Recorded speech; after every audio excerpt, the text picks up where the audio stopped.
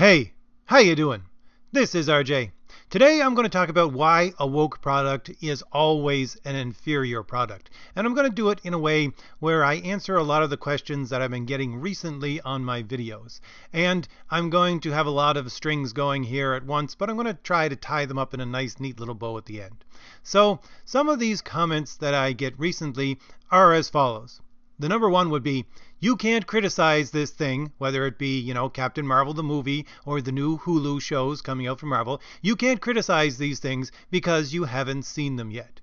Well, yes, I can, because I can engage my critical thinking, because I can get a good gist of what's going on with these trailers, because that's what they're for, and I can engage my critical thinking and understand what's going on. Now, if you want a really good, fast summation of why you can criticize these things in this way, I'll link in the description a video from Professor Geek, because he explains it very well, nice and quickly.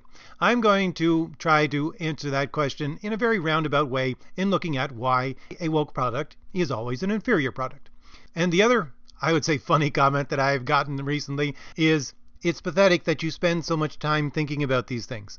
Well, I'm sorry to the people who post these comments if your mind doesn't work that way, but I don't spend a lot of time thinking about these things. I watch a trailer, I have a reaction. I read an article, I have a reaction. I have critical thinking, and it gets engaged when I watch something like a trailer. Now, in going over these two comments, I want to talk about the Marvel Hulu shows very briefly at the first, and then I'll move into Captain Marvel and Marvel Comics. So I got a bunch of comments with my video on the Marvel Hulu shows, and they were basically saying that, look, these people are thinking outside the box. This is an irreverent comedy. They're thinking outside the box. This is something new. There's nothing wrong with that. What's your problem? Okay, here's my problem. There is a thinking outside the box which is too far outside the box, because they are dealing with a product that they're trying to sell to people. And there is a very distinct line which you can't cross in thinking outside the box when you're trying to sell a product to people. What is that line? Well, that line is quite simply the numbers.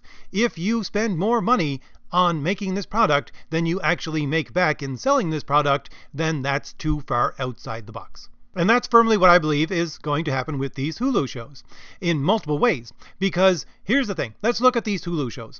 Where do the characters and the stories from these shows come from? Well, they come from Marvel Comics. That's their origin. And let's look at the Marvel brand itself. What's the biggest moneymaker in the Marvel brand altogether? It would be the MCU. And where do all these characters and all these stories come from the MCU? Well, they come from Marvel Comics.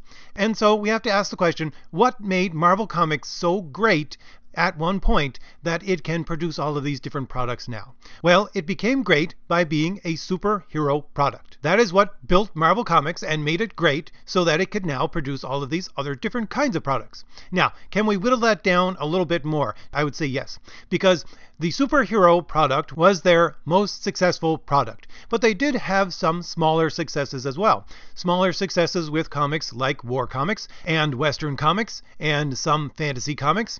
And is there a common thread that runs through all of these? I would say yes. Because in your war comics and in your Western comics, you don't have superpowers, but you do have heroes. Your cowboy is your hero. Your soldier is your hero. And I would say as well with the fantasy, because the fantasy stories for Marvel all revolved around the universe of Conan. And Conan is a hero. I would argue Conan is a hero. He may be a thief at times, or a mercenary, or all of these other kinds of things, but he has a code of honor, and he follows it. And if, say, he's fighting beside some of his comrades, like Red Sonja or Zula, and they're part of some kind of band, it doesn't matter if they're thieves, or if they're mercenaries, or anything else. If he's fighting alongside those people, and his friends get in trouble, and they're going to die, Conan will risk his life to save his friends. Now that is a heroic deed. So yeah, he is a hero. And where does he end up? He ends up being a king, a beloved king, by the way. So as a barbarian, I'd say he'd be chaotic good, but he ends up as a beloved king, which is lawful good, because if you're not lawful good, you're not a king, you're a despot or a warlord. So yeah, he has a sense of honor, and he is a hero. So the thing that connects all of these big and small successes for Marvel is hero. That is what the brand of Marvel is connected to in the mind of people that made it great and that still continues to sell its products. Now, the thing is, with these Hulu shows, they are irreverent comedies. That's what they are. But you see, a hero is based upon the idea for over 3,000 years in Western culture, and I'll get into this in a little bit more depth in a minute. It is based on the idea that a hero is a paragon of virtue. And virtue and honor are intricately tied together, and those things, they are very serious, all right? Serious enough so that you don't make irreverent fun of them. Now, Marvel has had some successes with comedy, certainly.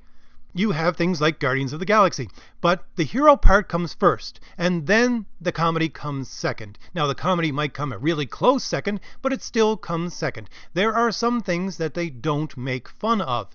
They don't ridicule the idea of hero in those movies. But with irreverent comedy, nothing is exempt from being ridiculed. And so, the comedy will come before the idea of hero in these shows. And the thing is that in doing so, they will muddy the waters. At best, they will muddy the waters between the connection of Marvel with hero. And that is the connection in the mind of the public that sells their products. And I say at best it will muddy the waters. At worst, it will cut out the legs from underneath Marvel and its connection between hero and its product. And so the thing is that, let's say these shows were an unmitigated success, and they were the new, South Park.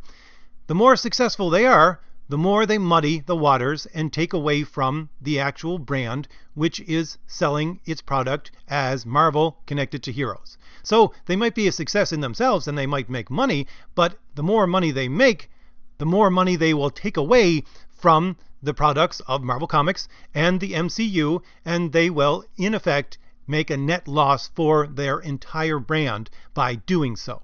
Because there's no way in hell that they could be successful enough to repair actual damage to the MCU if they get people to stop watching their movies because of this muddying of the waters between the name of Marvel and the connection with hero. And we can see very clearly from the article that that's what they're trying to do with these shows. They're trying to take the hero part out of it. You have 4 different kinds of characters in 4 different kinds of shows, and they're all supposed to join together in a team at the end. And how can they join together in a team? They can only join together if they have a common goal and they can work together.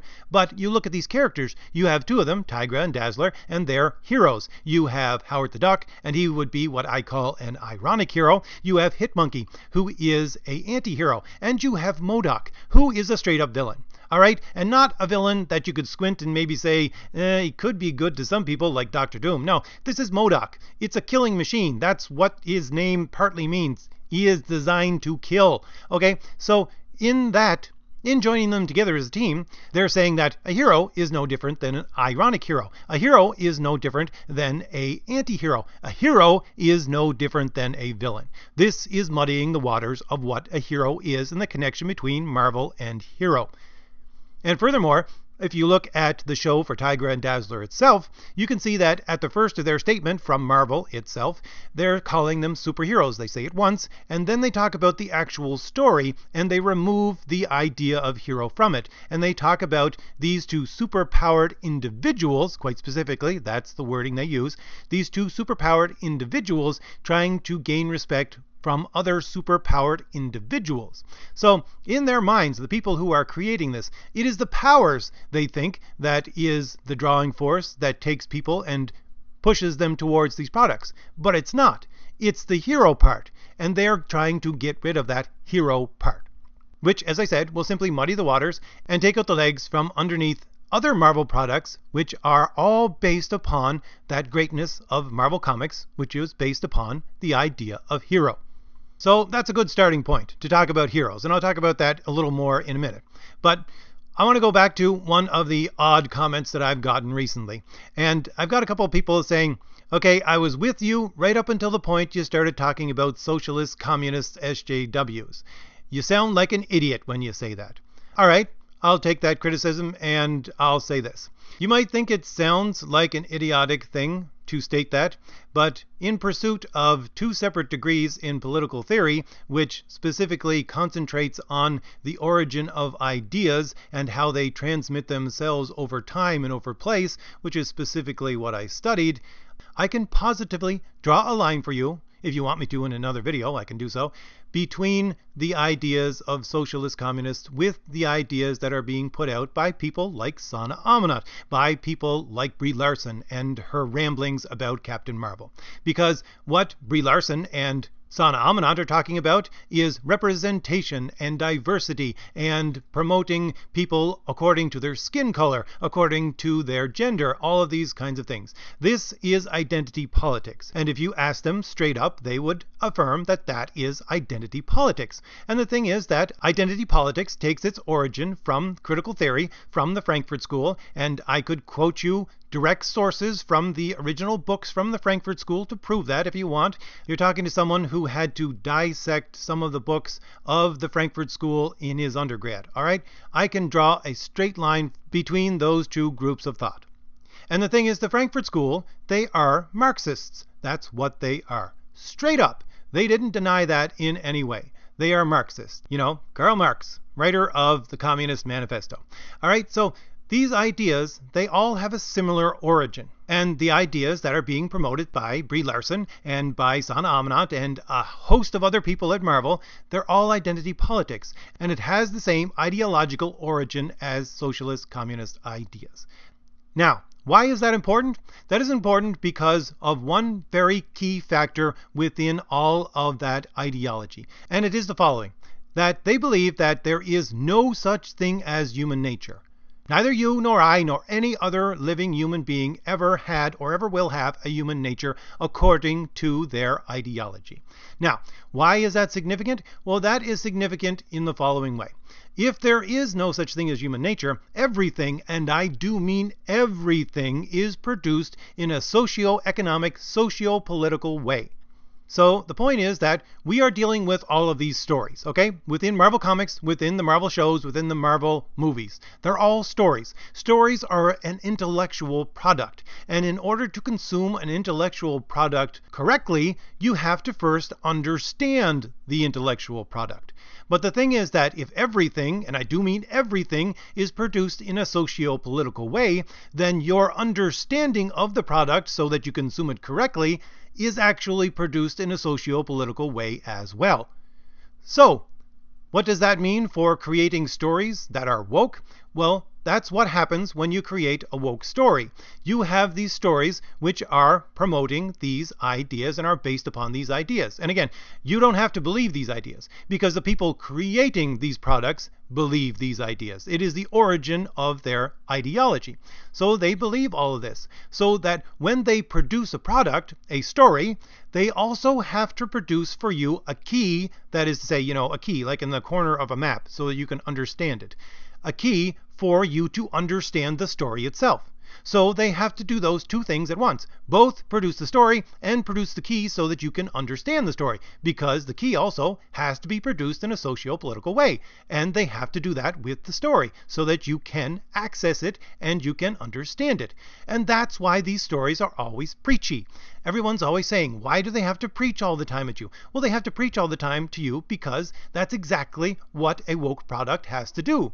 A woke person is someone who can use the key to understand the story, quite simply. And so a woke product always has to produce both a story and the key for you to understand the story at the same time.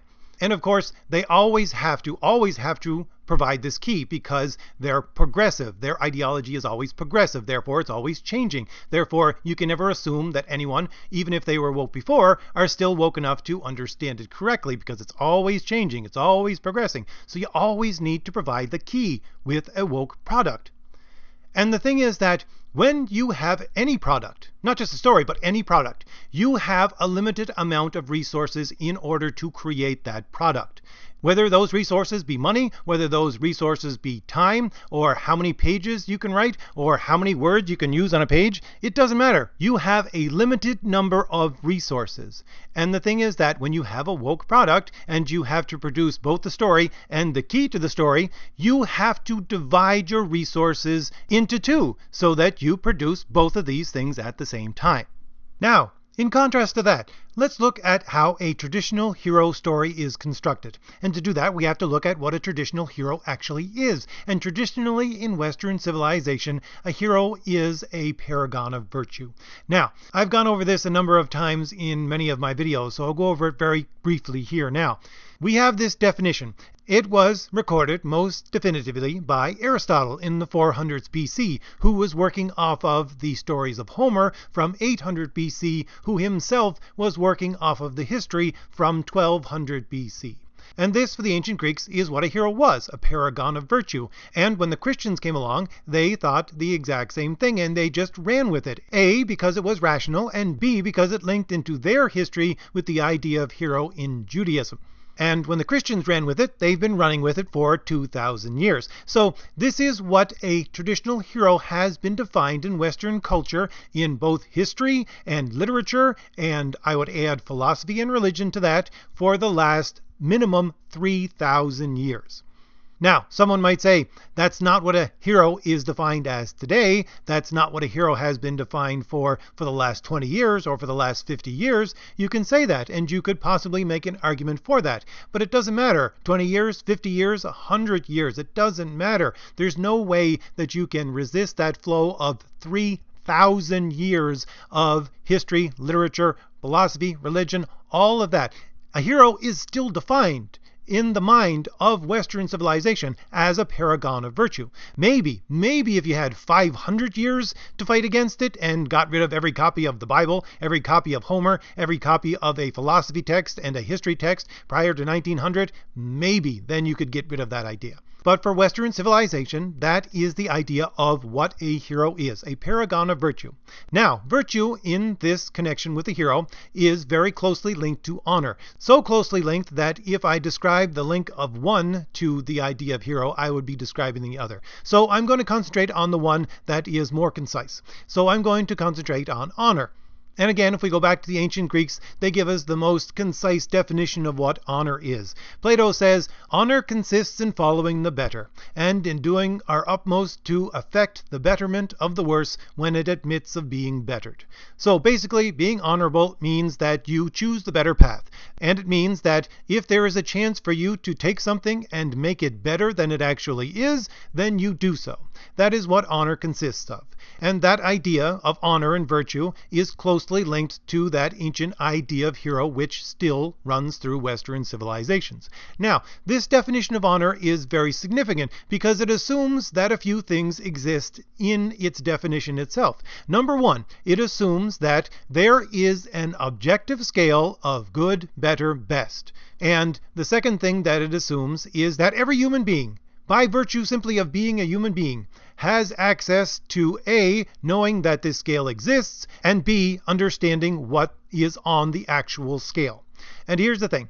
That statement of every human being, by nature of them being a human being, can understand this, is a statement that human nature exists, and that this is a part of human nature.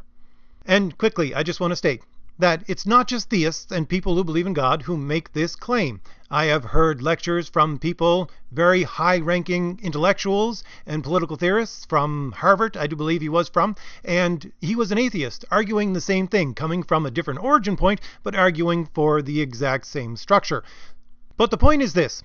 The point is that when someone constructs a traditional hero in a story and are using this construction of what a traditional hero is, all they have to do is construct the story. They can take 100% of their resources that they are using to construct the story and use them towards constructing the story itself. They never have to provide you with a key to understanding the story like a woke story does. Why? Because they simply assume that you, by nature of being a human being, already have the key to understand what a hero actually is, and that is in your human nature. So they can simply take 100% of all of their resources and put it towards developing a good story. And you contrast that with your woke product, which always has to divide its resources between telling the story and providing you the key to understand the story, and you'll see that in every case, a traditional hero story will always surpass a woke story about a quote-unquote hero. Always. That is to say, let's use as our example Captain Marvel. Marvel, as a company, says we're going to make a Captain Marvel movie, and it's generally going to be about her origin, and we want her to fit into the MCU. You, as a writer, whoever you are to take what we tell you and put it into a story. So the writer says, okay, I'm going to write 2 different stories. One that is a story about a traditional hero, and one that is a story that is a woke story. It doesn't matter what kind of story he writes from that origin point. It doesn't matter how many versions of the story he writes from that origin point. If he actually sticks true to creating a story based upon a traditional hero and creating a story that is woke, in every case, without exception, the traditional hero story will be better than the woke story, because he can devote all of his resources to making it simply a good story. And further to that, they also have an advantage of a bigger audience, because when a person who is writing a story about a traditional hero and is assuming that a human nature exists, in his assumption is that his story can appeal to every last single individual, every last single human being that this story comes in contact with will be able to understand what the basis of the story is. That is his assumption in writing it. Whereas when you're writing a woke story, it's only for the people who are woke enough to use the key to understand the story. So the audience of a woke story is always smaller than the audience of a story for a traditional hero. And on top of all that, we go back to what we're talking about with the Hulu shows. Because you have a woke story. A woke story is always a story that is dependent upon an ideology that rejects the idea of human nature. But a traditional hero in Western civilization is actually dependent upon the idea that there is a human nature. Therefore, you can never have a traditional hero that is also a woke hero. The two are mutually exclusive. If you have one, you can't have the other. Therefore, every time they write a story about a quote-unquote hero who is woke, like they are trying to do with those Hulu shows and like they're trying to do with Captain Marvel, they are undermining their own product because they're not actually producing a traditional hero story, and it is not an actual hero. And they concentrate, like the Hulu shows, on the super part, not on the hero part. And as I assert, Marvel as a company was founded and became great upon the idea of hero, and people still want to consume those stories because of the idea of hero that is connected to Marvel. And when you take that out of there, no one is going to want the product anymore. Now quickly, let's look at some real-world examples of this with the Captain Marvel trailer. You have 2 quotes from the trailers that I think are very telling of a woke story. Number 1 would be, "Let's show these boys how it's done." And number 2 would be Captain Marvel asserting that she is a warrior hero. Now, when you write a story, every good editor, even at the lowest level, will tell you that there are some basic things that you need to do. Number 1, everything, and I do mean everything, down to the last comma, must move the story along.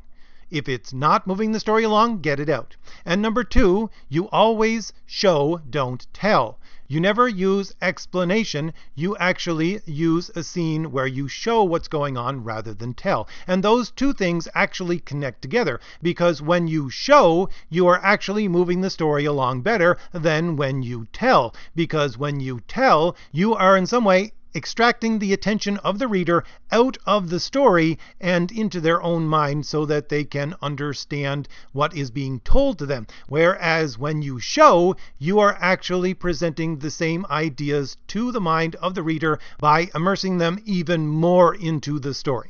And so we have these 2 lines from Captain Marvel. And we know that this is a multi-million-dollar project from Marvel. We know that they have good editors. And yet you have these 2 lines. And these 2 lines are tell lines. They are not show. They are tell. Why would they be in there? Every good editor would get them out of such a project. And yet, here they are. Why are they there? Why are they there? Because they are the key. They are the preaching of the woke story. They are part of what this story uses in order to provide you with the understanding of how you're supposed to interpret the story. And we all know, everyone who's seen these trailers, we all know, we've watched these trailers and seen these lines and heard these lines, and they stick in your craw. Why? Because we know they shouldn't be there, because they're not part of the story. And that's really where I want to leave with this. I can use my critical thinking. Whenever I watch these trailers, I can use my critical thinking and I can go through that process, all the things that I've just said, and know that it's not going to be a good product, not compared to if it was a traditional hero story. I can just see it and I can know it, and I can go through all of these steps in my mind, and yes, I can criticize it simply by looking at these things and using my critical thinking. And at the same time, it doesn't take a whole lot of time or a whole lot of brain matter in order to figure this out. I'm sure you, as well as I, know all of these things in the back of your mind. When these lines stick in your craw, you are getting the same reaction as I am.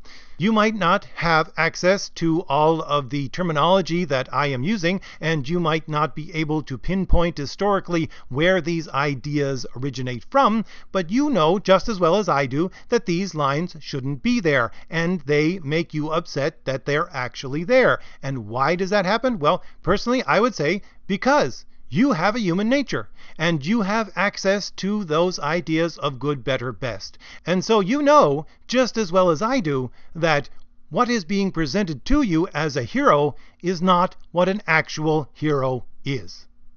So, if I've given you anything new to think about, hit like, hit the shield in the lower right-hand corner of your screen to subscribe, and leave me a comment. I enjoy all of the comments, positive or negative. Alright, this has gone on way too long. I'll see you later. Bye.